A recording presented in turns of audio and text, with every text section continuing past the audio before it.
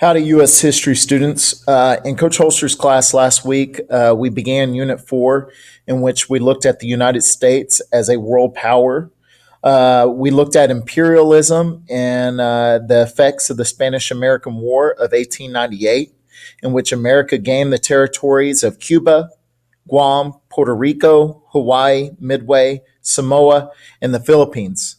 Uh, some really important American figures emerged, like Theodore Roosevelt and his Rough Riders that fought in the war, in his goal of opening up the Panama Canal to easily transition our ships, our boats, from the Pacific into the Atlantic. We also looked at Alfred Thayer Mahan and his idea that the belief of a strong naval base would give us a world power sense. And then John Hayes, his creation of the open door policy with China would open the doors for us with equal trading rights between the two countries. Today, we're going to look at the causes of World War I, new technological advances in modern warfare, America's involvement, the war heroes that emerged like John Pershing and Alvin York, and finally, the effects of World War I.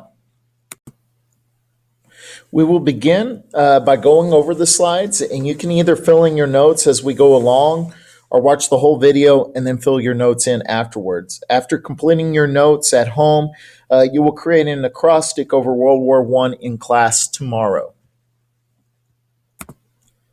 The first thing we'll look at in regards to World War I are the causes that would lead up to it. Nationalism, economic rivalry, the alliance system, and militarism all contributed to the outbreak of World War I in Europe. In 1914 is in which the World War I would begin. Europe was divided into two alliances, the Triple Alliance and the Triple Entente. The spark that began the war, though, essentially was the assassination of Archduke Franz Ferdinand by Slav nationalists with Serbian help. German troops marched through neutral Belgium and invaded France, but were halted before they could take Paris. You see new technological advances from warfare come about, new and improved weapons like the machine gun, which would lead to mass killings, created a new form of warfare. Also, trench warfare, where each side dug trenches and they set up machine guns. And in between, they would put landmines, which was also known as no man's land, between the two trenches on each side.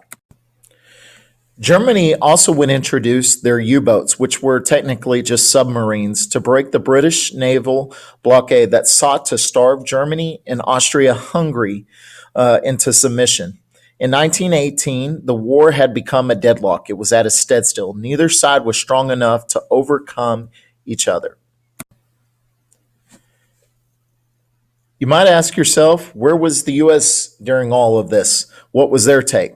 Well, President Woodrow Wilson tried to follow America's traditional policy of neutrality by not taking sides in the early years of war. However, the United States shared its language, political system, and many traditions with Great Britain and France. Americans were shocked by Germany's invasion of Belgium, which was sensationalized in the press, much like yellow journalism was during the Spanish-American War. Germany would then send a message offering to help Mexico regain the American Southwest if it joined the war on Germany's side. Another cause that would allow the Americans to be persuaded to enter World War I was when Germany and its submarines sank ships with American passengers on it, such as the Lusitanian and the Sussex. Germany attempted to avoid such incidences, but Americans were supplying Britain with war materials while Germany was suffering from a British blockade. In 1917, Germany announced it would resume unrestricted submarine warfare and sank more ships. Wilson then would ask Congress to declare war. The United States would then develop the American Expeditionary Force, and they would enter the war under the direction of General John Pershing. An American hero by the name of Alvin York was known as the most decorated soldier during this time that came out of World War One. He earned a Medal of Honor for leading an attack on a German machine gun nest. As World War One was coming to a close, President Wilson announced America's war aims in the 14 points before the war's end.